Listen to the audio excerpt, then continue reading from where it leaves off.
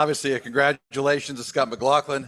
Career win #1 and just his 18th career start in the NTT IndyCar Series, a second straight year that this race has been won from pole, 4th overall. We added all up, 223 IndyCar Series wins for Team Penske. And of all the drivers that have won a race in this series, you are the 295th different one to do so. And because Judy, where'd she go? She was here. A quick shout out. That's Chevrolet's 96th victory since the return to the series in 2012. All right, you've had some time to kind of reflect on all this. What do you make of career victory #1, Scott? Oh man,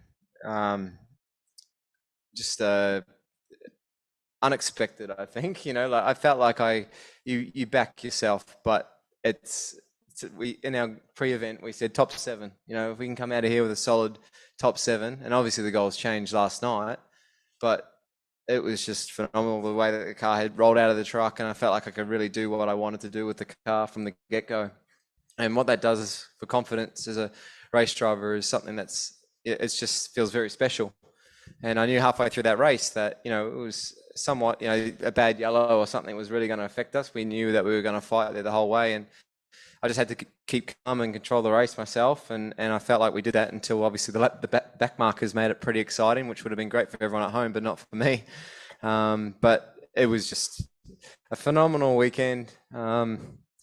Perseverance. It's just you just don't give up. You don't doubt yourself. I knew I could do it. Last night I had a great sleep because I just said to myself, I've done this before. I did it with a roof on my head.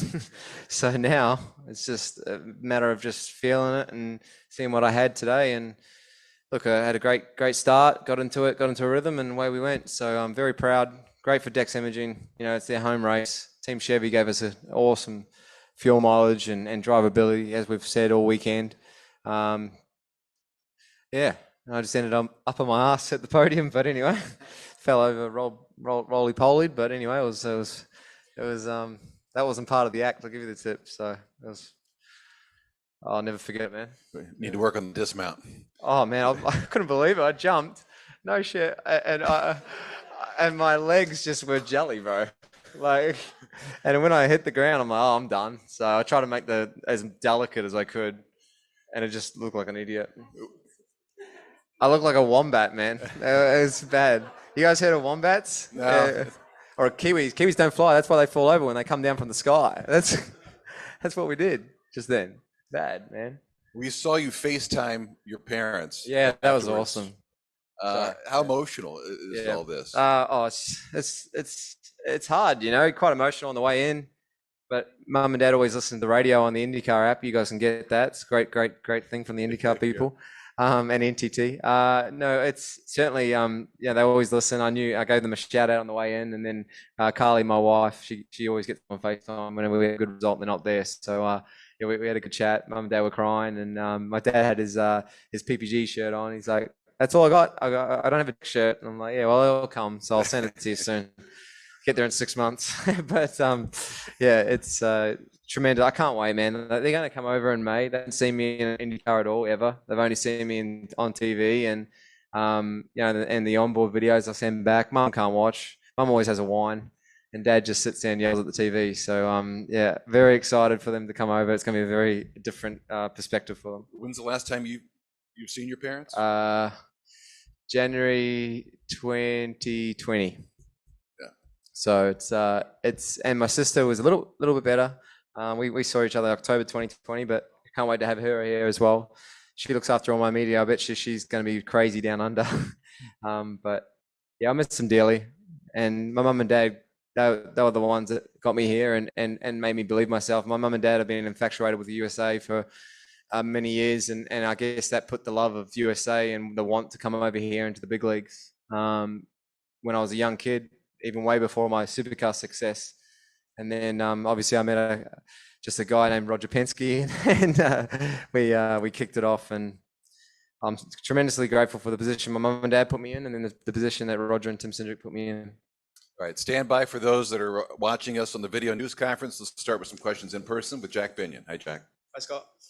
Just wanted to ask, how it was to control that race, because it's something that's so familiar to you from supercars, but Yeah. obviously you've come to a different championship and things are a lot different here. So did it feel natural to be able to control that race from the front, or was it a lot more difficult than it looked? The last lap, and then when we got put in the traffic, didn't feel that natural, because it doesn't really happen. We have different yellow procedures and stuff, so I felt like at the start I was like, oh, this feels like how it used to not long ago, but it was very nice at the start, being able to control my pace, especially against Herder, who was very quick, and I knew I had his pace on the reds. It was just a matter of hitting my fuel number, which we were doing from the start of the race. I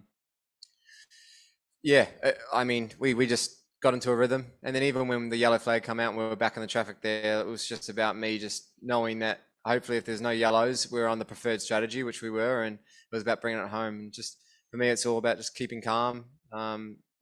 Effectively, you're the leader. It's just about not making any rash decisions. Make a move if you can make it, but if not, just relax and count the laps down. You spoke about St. Petersburg being your third IndyCar race, which has, I imagine, been a big help over the course of the weekend. But what does this say now about your ability to go to the tracks that you've only been to once before? And do you think you can carry this form forward? I think the way that I've worked with Ben Bretzman, my new engineer, I think we can really start work on what we need. We know what we want from a street circuit car, which we just showed that it's going to be pretty good. So I'm excited for Long Beach and heading back there for the second time. But I'm not kidding myself. I could quite easily be 20th next round. It's just, this is what IndyCar is all about. This is why everyone loves it, why it's becoming the world's most competitive motorsport series, and proud to be a part of it. But it's all about now, celebrate this. I'll have a few beers. Don't you worry about that. But I'll make sure that I get back on the horse. I'm actually on the simulator back on Wednesday, and got to get ready for Texas. And then we're going to get ready for what's ahead in Long Beach and a few things. But it's going to be hard, but I'm there. Thanks. Ben, go ahead. Hey, Scott, congratulations. Where does this rank in terms of your career highlights? Obviously, I know you've been super successful in Australia. No, I think this is top 3 moment of my life. I'm not going to rank them, but they are. No, I can't say that because my wife will be mad. No, top 4. My wedding, my marriage,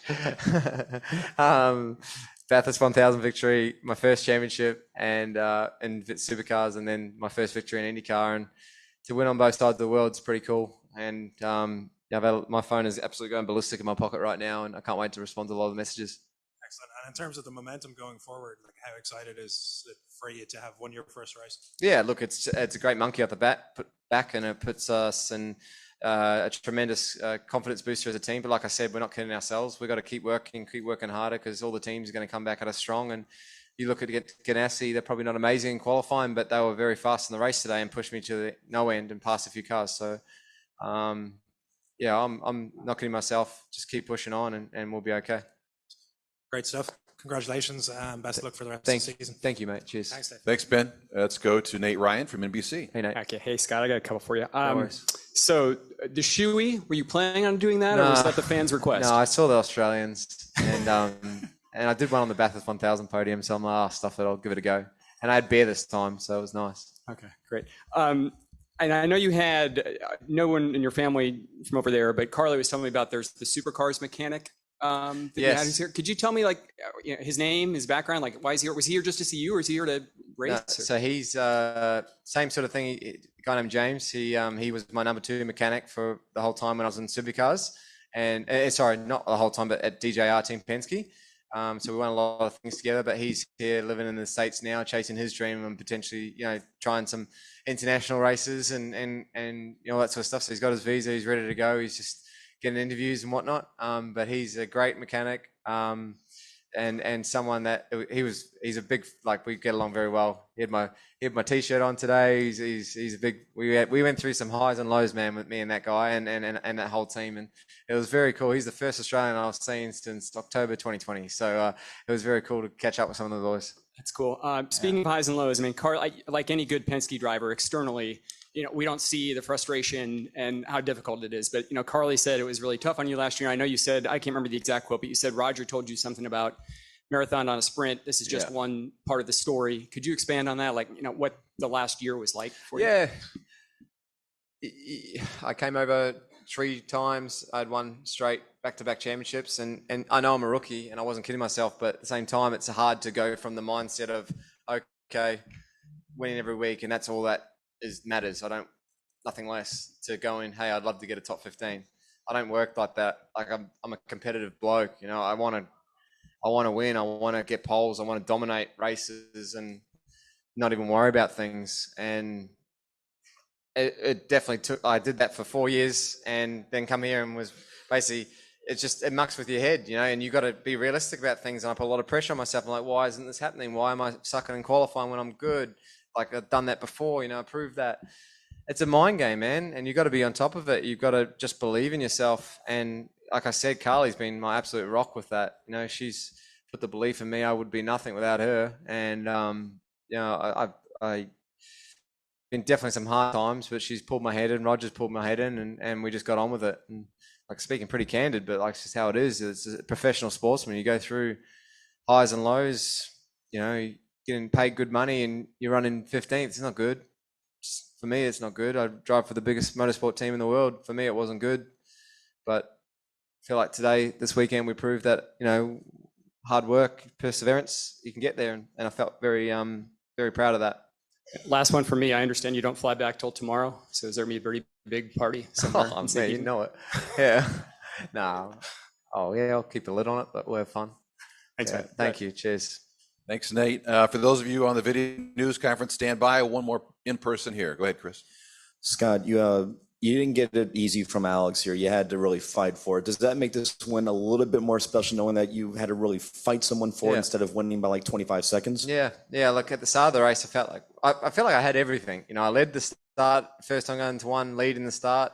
Had to fight off Herder. He was on my outside there, and then, geez, it was close with me and Palou at the was it? Coming out of pits. You get a replay of that? Oh my God, it was close. But I had all sorts of things going. Caution, period, pit stop.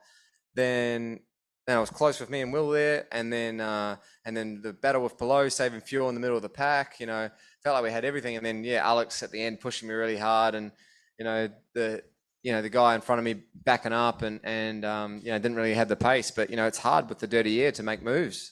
And I just wanted to be safe. But it was nice. I had everything in that race, and it definitely showed what I'd learned in the last year. Your first Supercars win, I think, was at Pukekohe. Yeah. Yeah, it was at 12 or 13. Close.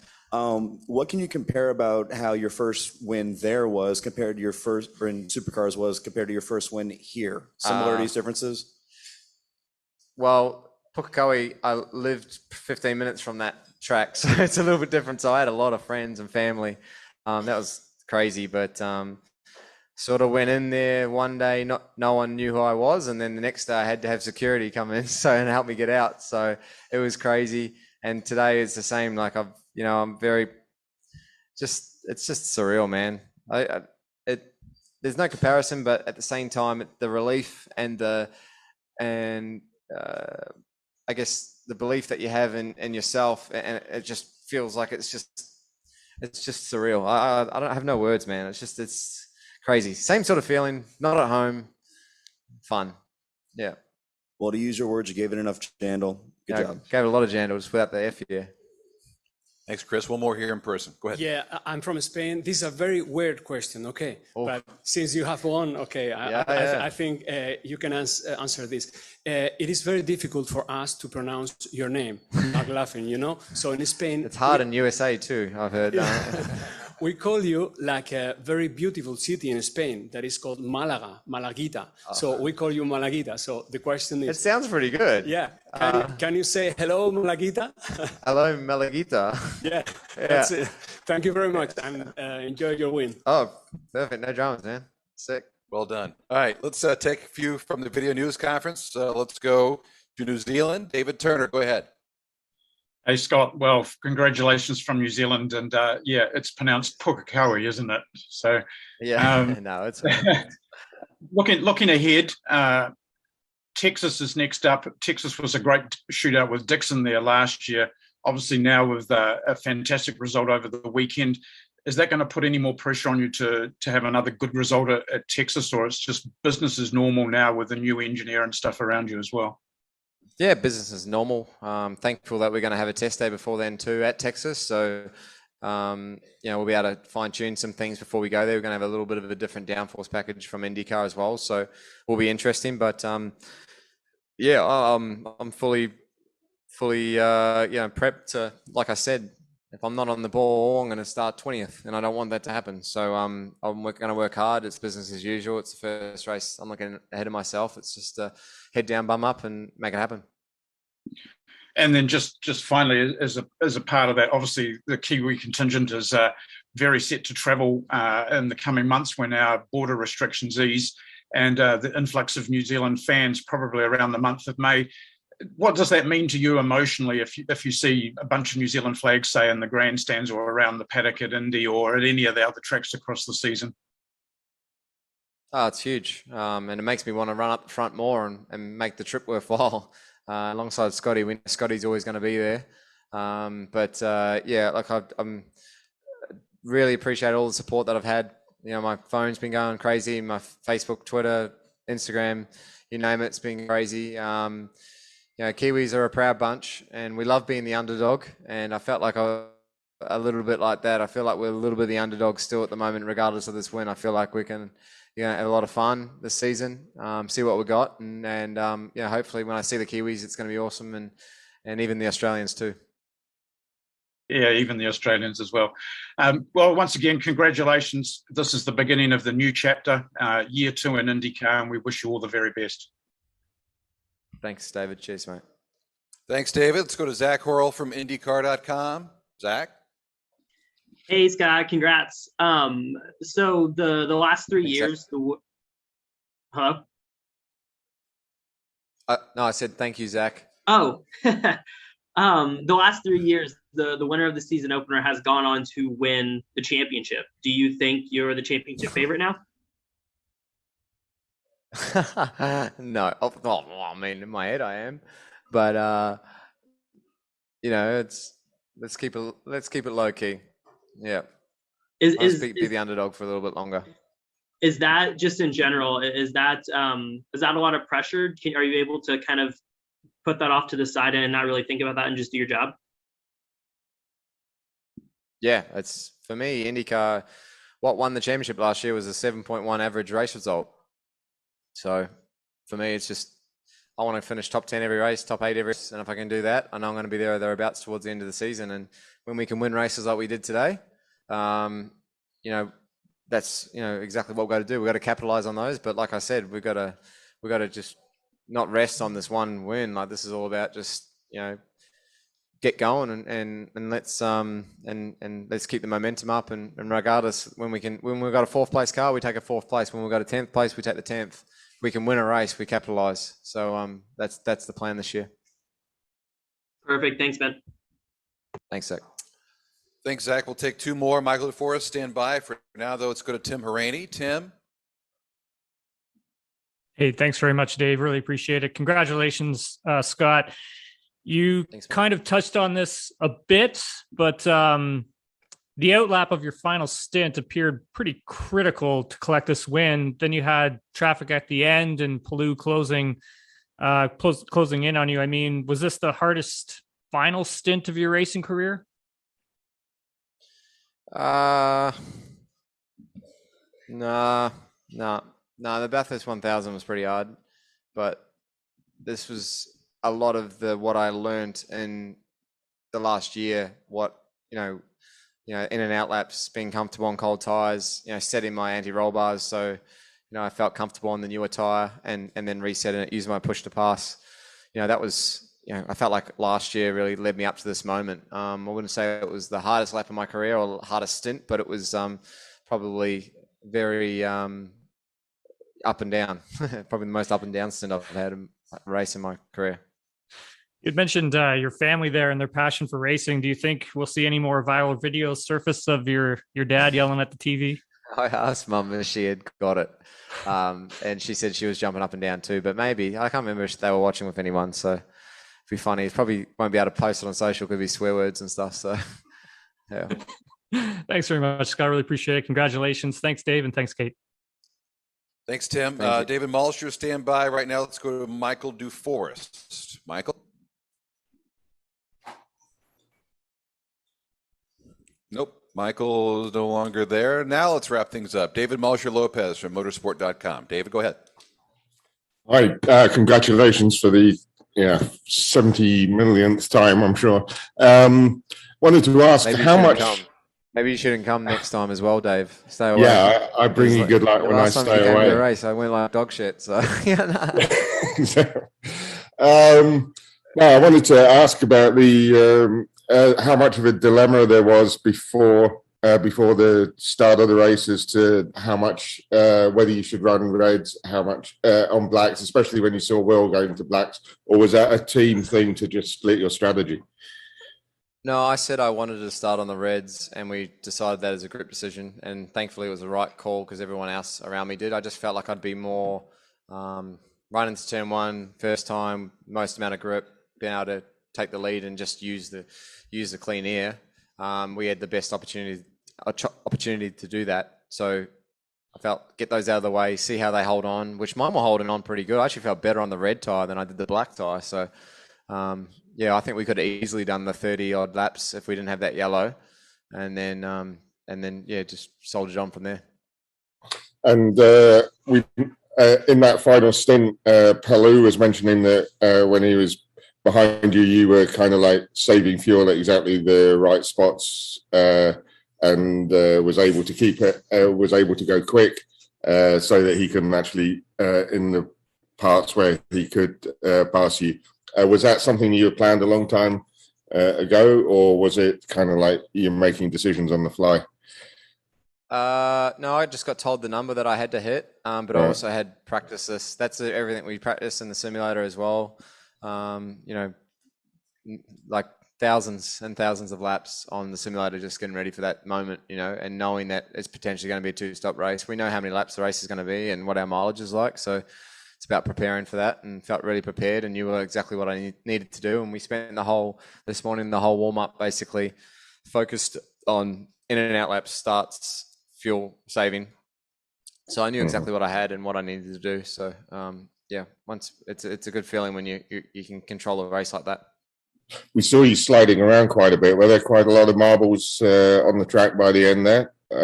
Just in that last few laps with Pelou right behind you, there's a couple of times where I thought, oh my God, the tail of his car is going to hit the wall. I think the slides were induced by stress. So, that was honestly, the car was pretty good. But when you're in dirty air and your car changes with the, the turbulent air and stuff, it's very different. And that's another thing, just leading the race. It's very different here with the lap traffic compared to any other series in the world. So just trying to judge all that and get that right. Yeah. Brilliant job, mate. Well done. See you in Texas. Oh, no. Thanks, Dave. Thanks, David. I'm joking, man. I'll see you there. Thanks, David. We got a couple more things in person to do, but that'll wrap up the press conference. Congratulations. Thank you. Scott McLaughlin.